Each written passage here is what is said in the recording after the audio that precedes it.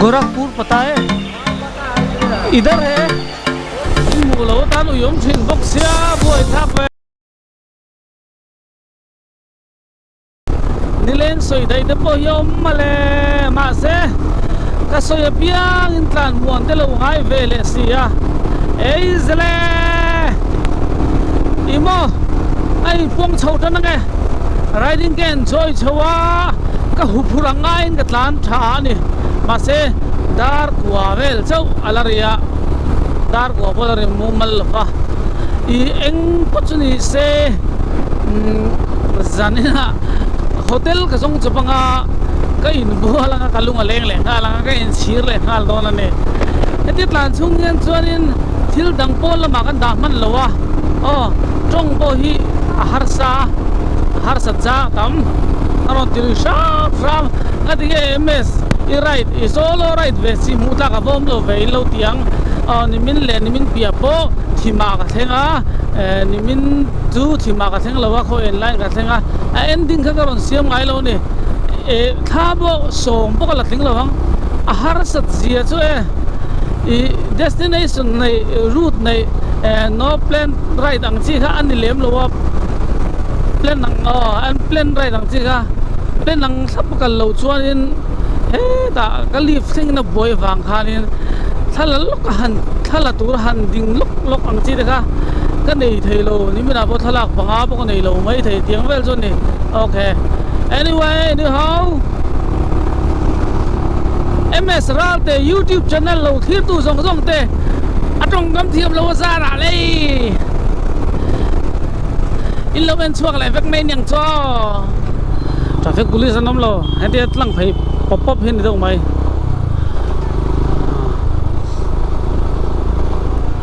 ati ra kan record don long yela khatlai kha ai ngam te mu nom ngan ring record ta tian ma khen signboard om ta eng signboard board nge bus the bar patna lama kal lo hian patna lama ka hedam pang hi Gorakhpur ni kan ringa patna ro ta deu thosi ya kalaman le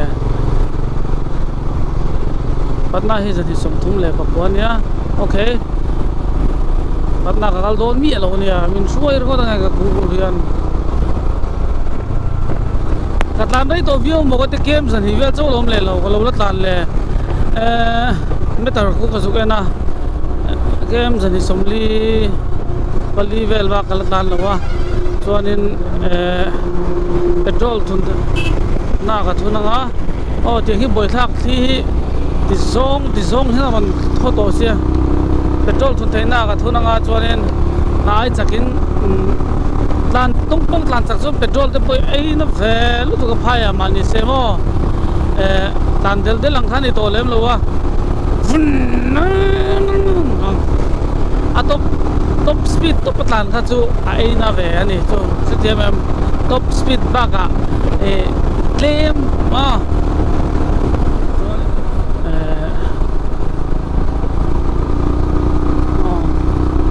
ai thia san nan ningam le Patna le Gorakhpur nan tilang thin mai menga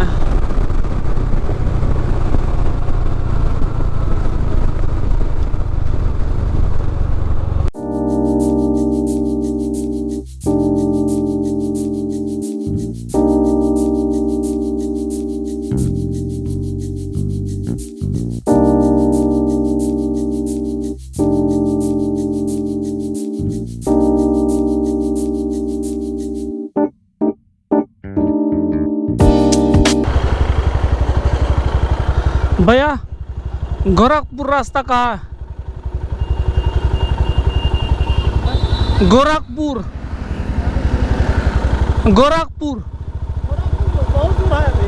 कहाँ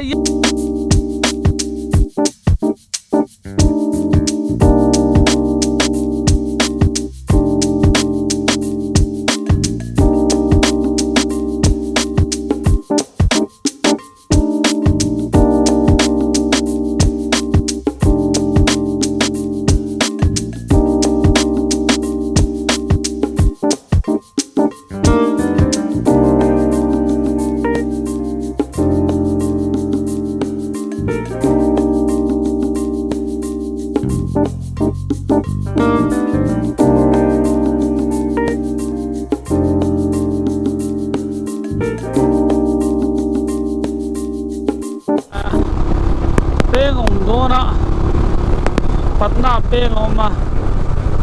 chuanin mufa muza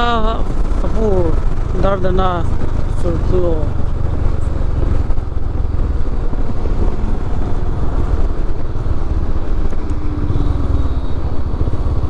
het lampang hi Gorakhpur kan jotchen भैया ये वाला गोरखपुर रास्ता है गोरखपुर हाँ लखनऊ का है लखनऊ वाला दूर रास्ता हो गया ना इधर का लखनऊ है ना गोरखपुर जाएगा गोरखपुर हाँ सीधा जाइए तो खोल लेंगे गोरा लाइन जाइए सीधा खोल लेंगे कौन सा सुपौल है सुपौल जिला है ये बख्तिया है सरायगढ़ बख्तिया है कौन सा बाईपास है इधर साइड और इधर साइड बाईपास हाँ यहाँ का बाईपास गोरखपुर दिल्ली रोड दिल्ली रोड यही जाएगा रोड यही है दरभंगा जहाँ जाइएगा वहाँ जब समस्तीपुर सब वही जाएगा ये वाला कौन सा दूर सीधा ये सीधा सीधा जाते इधर का दूर है ये दूर है आता जाएगा ये तो दूर होगा ये नहीं दूर हाँ शुक्रिया शुक्रिया हम मिजोरम से आया है पता है हाँ हाँ हाँ बाय इधर है हाँ ठीक है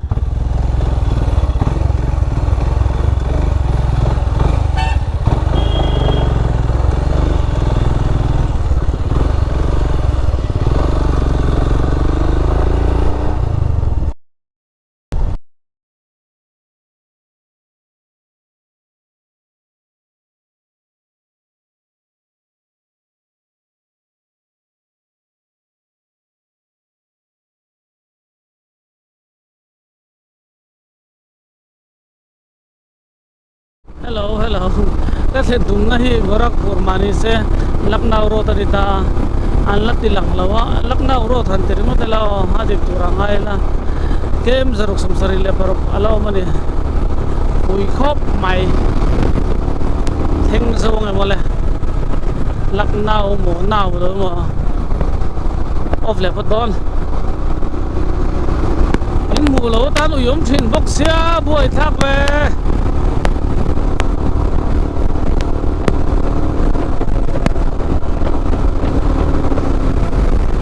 9 speed beltทั้งกำมอง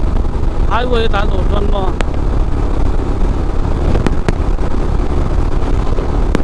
เห็นที่นั่นร้านถอยมเลยร้านระวังไอ้ใครอ่ะ in bridge เนี่ย London Bridge is falling down มีแต่จู่ที่นั่น bridge ปะเนี่ยปฐมตั้งเนี่ยcái này chú bridge bắc hàn này tur pun kan bay rail tu ka tero ami zawro mangten kan han ti do tu baya eng pun je ka lau alo om do ril ka sia angi chielo mase ari hum setia bem hey ari do hum mai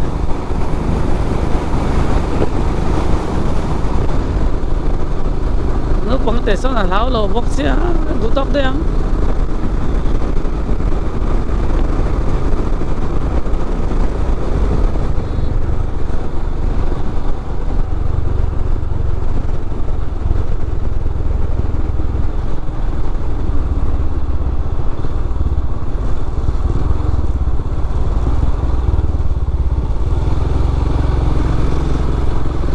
anh muốn đi lấy hiện nha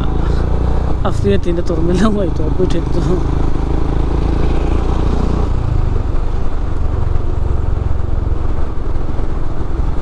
hetlai hi an Yamuna ka chu naktu ka ani ka sia ka kal na tu ha petrol te kan thun zoya atemin tram na dewa petrol de bo kal lu khop mai zasari somsari le pakwa ni ka sia ka thun khamo thun full truck do to lem lawa sanju ko lung do sia overflow te ka lawa ma se an tang an kong hi aten ngilvek ko hi ni wangin ma kala ma chuan in lo thon na kan nei thui tuk lawa đây chăm phai lấy lệ thay hay lấy lắm hồi xuân với ngắm mỏng ăn ngắm mỏng thuyền lỗ này mà chém mình chém lên đó tốt mấy vâng cho nên một tổ GP khal đều khal ngay trang mà một tổ vlogging này na han lại thì cho nên cũng lấy lắm mà enjoy har trang tầm về tiếngvel cho anh cho lẽ cái thèn đông này sẽ thông sông này lẽ zathum somni le paruan ya lakna hui zaruk le somni le pali ka thlen man zo ka thenga katlan na nga ya katlan mati mai tur lo male ka thang via wania ti hian patna po ko lalud lawa patna ju ka zulu don lawa alan dara chuan ke dar garuk le mi somli vel nia lakna hi kaban thut do man le ka tiril ru dewa asan chu ka phak thau ka bai se ni natu ka heavy lu tuk loin ka tia ka hisab ril ru dewa tuna hian jing dar ko le somli panga veran ta jing chocolate lawa breakfast akhanin protein bar ka kaya karil potram lem lawa ors kain luk tuka san tu gain chawa Lucknow hi galaban phain ka sia ma se ka bai ka hi ka ui ve ani an thoi vak mai hi hemi somriat pa ngai tlan hi chu engine bo ala push nal tu lo pa ngai den smooth de no kal thaya som ko le za china ti kan de jen aron room na ve ta kha ka machin ala turu boxia tu na changa do ta ka ken kon lo chuan ti haril rom ve ta thau ka van ne ya hei aksana ngong na ka hong che te in spinal cord le in zom ne akhama ka gopro fo wa ni ka nga ma sen ni minang em ni to lo wa von chonin ka zia khop mai taksa ngogong te om ngai mong te kham nak na nei lem lo riding boot gloves ka bun pai lo wa bun turom ra riding boots le riding pants ha kan wa me ma jacket ro lek mai ba ka a protection ni tha tuit lang ma tui pot lang mo bal lawa ka boot hi atawa nga in kalei in thir ta lo tial mai la an thoka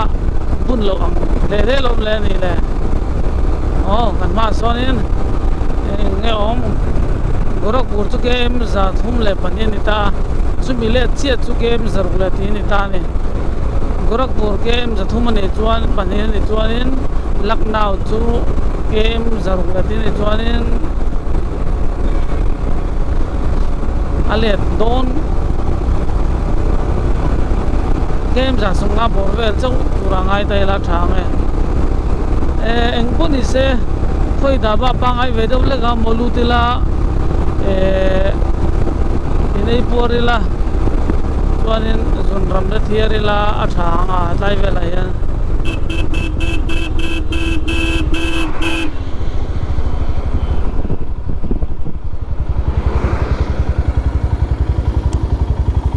Madhuwani jila le hey dar som le min som ngale pa livela sakri bihar qoma chokai ve to don ni madhuwana ji anum khop mai an fel boka ta hianin ka hada manga re chuanin Lucknow ka pan le hal do Lucknow or Gorakhpur ka pan le hal do na ni chuanin video sei yang mai chu jinge shiro ni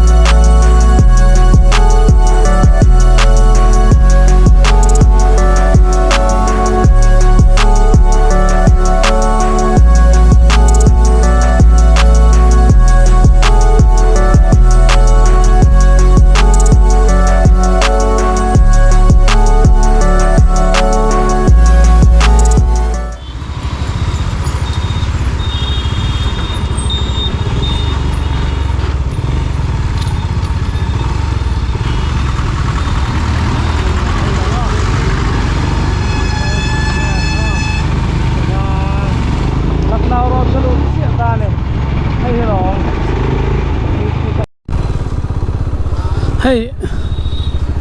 darkar lit lan vel loma chu dilai ro chonin da hian bypass ni ngai tur ni GPS min ko huwa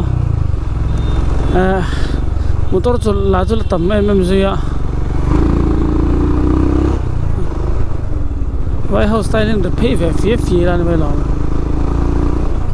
vai an ti hian in mo kainin mizo min tin an hian ania mi ngai hian lo offensive thina cái chú các ngày đàn cho nên mình xấu mình tiền à cái lung lom ta các bộ bằng hết này mấy cắn lắm bùi cắn uốn áo hẳn tí đuốc các ăn rất thiếm xuống rồi vai hẳn tí hiện một sự trong cái mà vắng ấy rất là hi mình xấu nữa hiện ôm đi hiện cái gì à chút tiếng lâu ngay thì cho nên ngày đàn cho thác sạc thấy hậu lâu chứ mà sẽ cái mà cho nên vâng hồi xin nó trong có bằng em bốn này rồi thì nghe tấm bể này ngon Super Splendor tấm khóc mày Splendor thế cũng phá lâu đến cái gì à anh mà cái đặc sản luôn đón vang về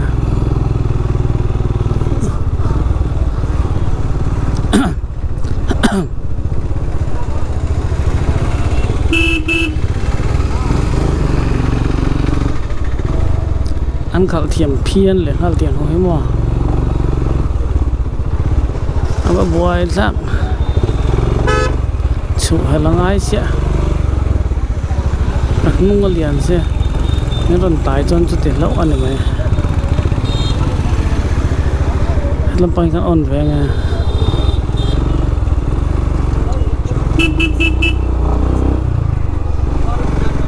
ta sân về là mà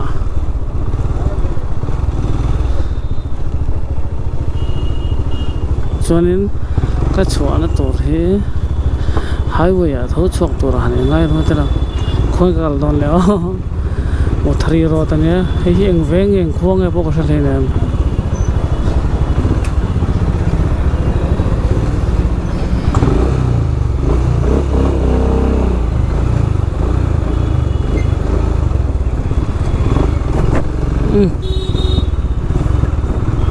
tu man dan kan zom tak lo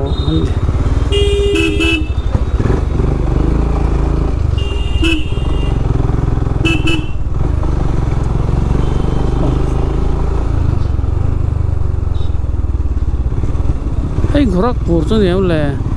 ni chia lo katlan na hetla he tlan chuak phaya ni hian in main road ka po do na ang ka de ani lo mai thei bok anh dọc thì hiện cả lâu cả là mình léo mà xe lan to lan xe lang GPS chú cần đến về nếu nữa thì cái zoom out đó mình xoay được tới chốn cần sửa cái em giả sống khó là bảo cô mà hiện nay shortcut về lối đó nó mình léo anh liều thấy cái mà pro không mấy thì hiền anh thấy qua là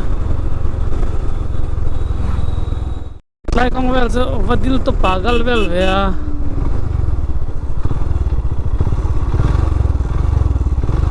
petrol kan thun zoi te khoi lo mangi om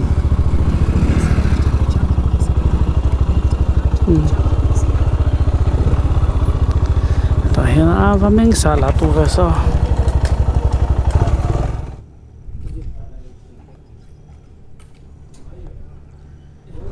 Sataya petrol kan la zoi ya petrol ka lang nu khanin hetlai ka kalna tur he kan zota hai alalla em Gorakhpur ka tia alalla e antia ai bypass mi antia o a bypass kan tlan nu po ala tina le cho kem za le somko le somre le pariat la tlan ngai do na ni cho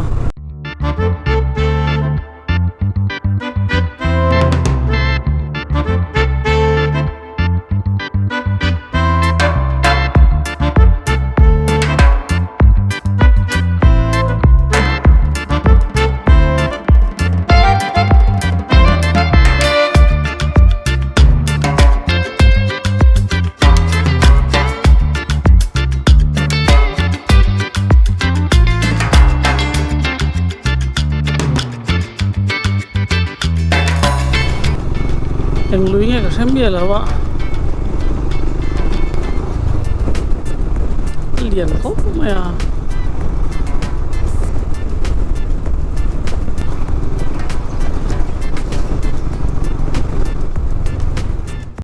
Hello guys, here is my friend Salis and his sons.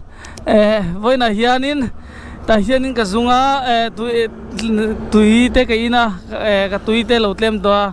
an room so lai son inania an ron chuaka tui vote min pe a ani hi ani hian fel le mai headline area hi Bihar Ramchung ya 20 kilometers per son UP alani don right now 37 degrees Celsius. Yeah, nice to meet you, brother, again. Okay, bye bye.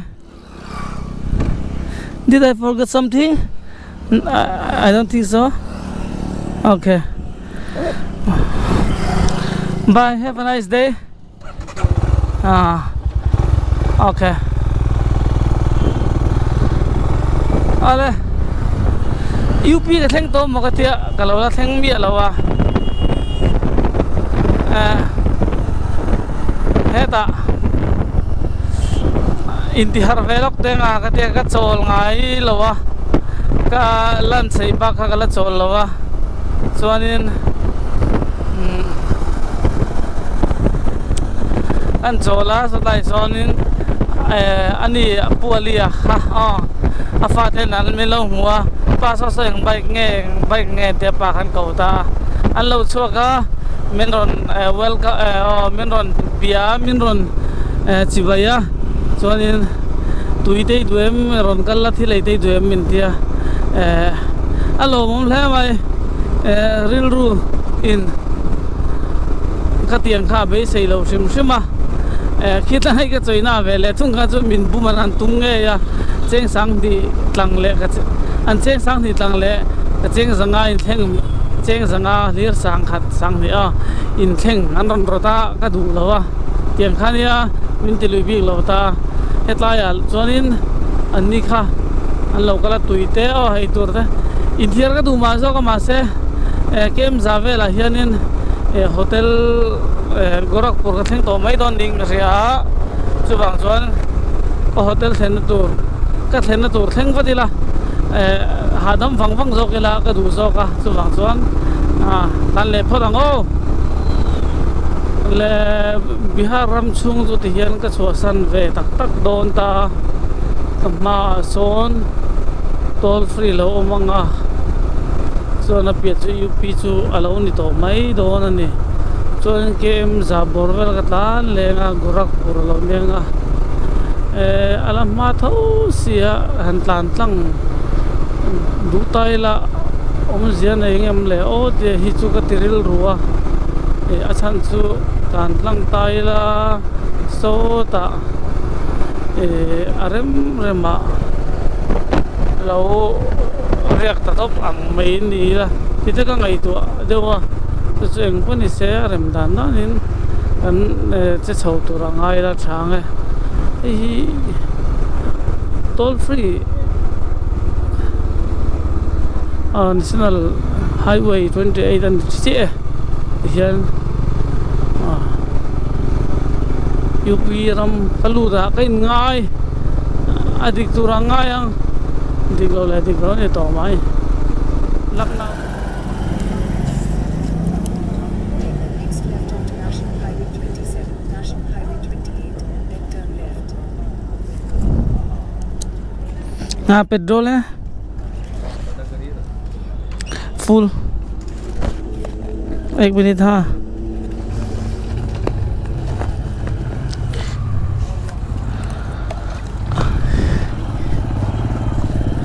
ये जगह का नाम क्या है भैया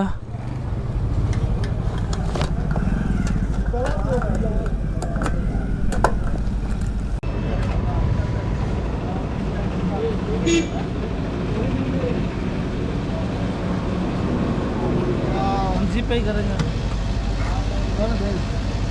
ठीक है ठीक है ठीक है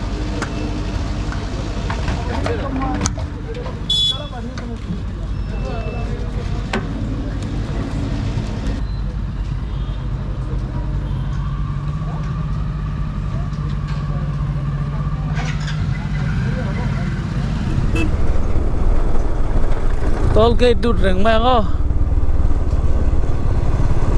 có một chuộc riêng cái thùng hoa là tụi ca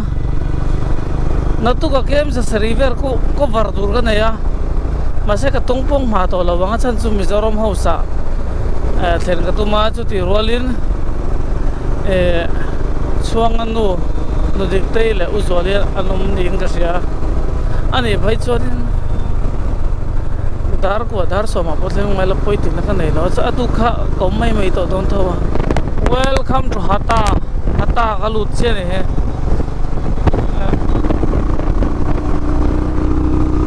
hata ram chu ani ra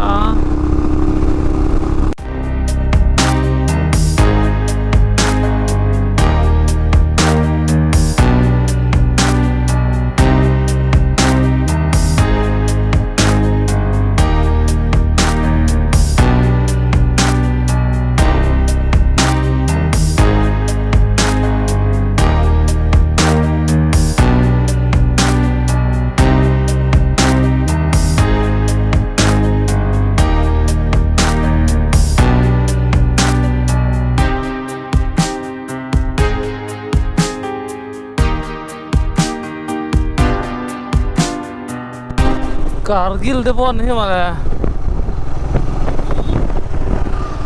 Gorakhpur airport Gorakhpur chu ka theng masa kem sari le chan vel kem sari point vel la ta na ngai ni he chuanin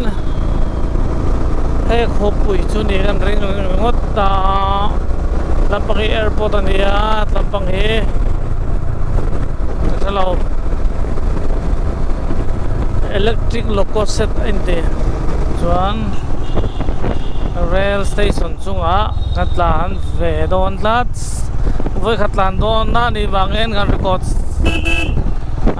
rail ron lut choi tok chia chiang ti long ve deal te bon nei za we he bo ruak asia deu don ni Gorakhpur hi alo khopui le mai chuan hei hi Lucknow road zel ni kan ringa signboard hi in tar thin lova sarkar huna chun tar ti rangai chuan signboard in tar lo wangin sot lai thleng so ka kalanga kem level ka kalanga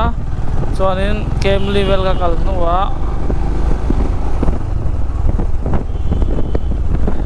ka zo tanga asia mayang asiat mayang kom na to ani le in savai in next video in lawen levek don nia ti do mayang bye bye pause